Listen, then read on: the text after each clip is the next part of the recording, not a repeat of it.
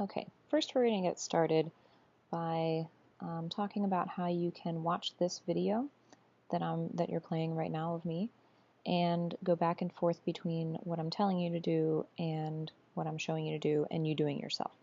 So if you're playing a video like you are right now with this video that I'm making and you want to go back and try to do something, then you want to probably pause the video, and then if you click F3 on the top of your keyboard, F3, then it shows you all the windows you have open. I've got my internet open, the movie that we were just watching, and a document in Microsoft Word. So if I was just showing you how to do something in this window, and you've got Firefox open in a different window, you can simply click on it, and it opens up, and you can practice what I just told you to do by clicking on the different tabs. And then when you want to go back to the video, press F3 again. Remember, F3 is on the top row of your keyboard. And just select the video, and you can continue playing. If you want to go back and watch something again, click pause. You can click and drag this scrolling back through the video to the spot that you wanted to get back to watch, and then click play again. Okay, I'm going to close that video, and I'm going to close everything else I have open here. And we're going to get started with some Finder lessons. So I want you to click on the Finder icon at the bottom left of your dock. Okay, when Finder opens, there's a few different things I want to show you. The first is that I'm going to move this into the middle of my screen. You can move a window just by clicking the top of it. Click and hold and drag.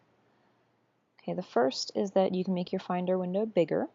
If you click on this bottom corner where there's these three lines, you can click and drag and make the window bigger or smaller, however, whatever size you want.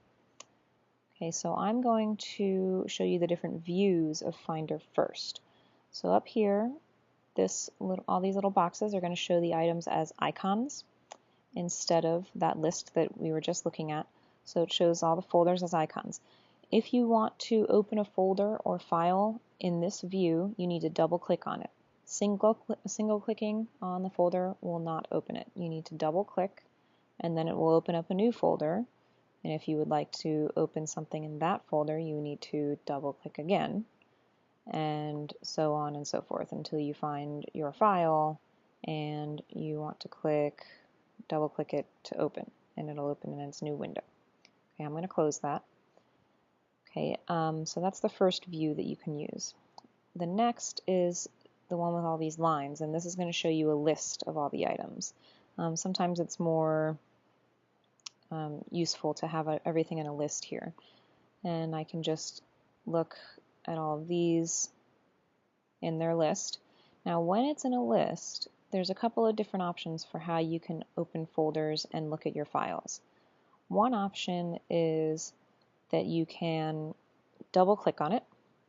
When you do that, you'll see that the top changed. It actually opened a new folder for me, so I cannot go back right now. There on my screen there's no folder for chapter 2 or chapter 3 or chapter 4 because I'm in chapter 1 right now. If I'd like to go back and see chapters 2, 3, and 4, I would need to click the back button right here. Then I can go back to chapters 1, 2, 3, 4, anything I want in here. And you can see that the title changed too. I'm back in my 6th grade math folder. Now, if I don't want that to happen, if I just want to be able to look at what's in chapter 1 without having to leave that screen, I'm going to click on this arrow next to chapter 1. And when I click on that, you can see that it opens up all of my files that I have in that folder, but I still have access to everything in the chapter 2 folder. I could open that one if I'd like to. If I didn't really want to open that one, I could click the arrow again and it closes. So if I don't want everything to be too cluttered, I can click on those arrows to get them closed, and I can double click on a file to select it in this view also. Okay, so that's the list view. Now let's look at this next view that's sort of a window pane view. This is my personal favorite view to use because after you click on, you don't need to double click these, you can single click, and you can see that my options are changing right here in this window. So I can still look at all the options over here, 8th grade math, Algebra 1 honors, 6th grade math, and then if I do want 6th grade math, I can scroll down here and open up Chapter 1, and all of those files will show in the next pane.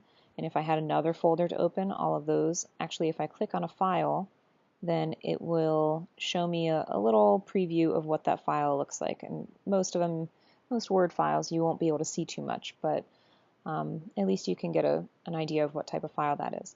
A lot of these files you can see have all of the dots in the middle and are not showing me the entire title, which can be frustrating because these all look the same to me, quiz 1, quiz 1, quiz 1.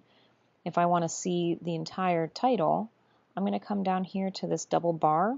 You can see that there's a double bar at the bottom of each, every place where the window is divided, there's this double bar. And if you click and hold on that double bar and move it out, then it'll make that portion of the window bigger so that you can actually read everything that is in the title of these files.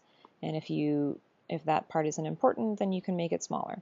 So as I keep selecting and selecting, I can scroll left and right to go back to all of my selections. If I don't want to be in this folder anymore, I don't have to go back through each one. I can just click on Algebra 1 Honors. It opens up a new folder.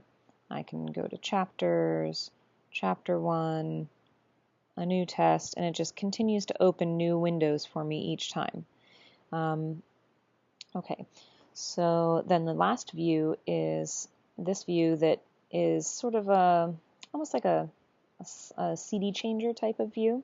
If I click on that one, it's going to show me a little preview of all my files up at the top here, and it's pretty fancy and fun to look at. With files, this may not be the most practical way to look through them. With pictures or things like that, then this might be an easier way to look through your pictures. All your files are also listed down here at the bottom so that you can see the titles down here, and when you click on a title, it moves the top to show whichever title you clicked on. Okay, I'm going to go back into the list view now because I want to show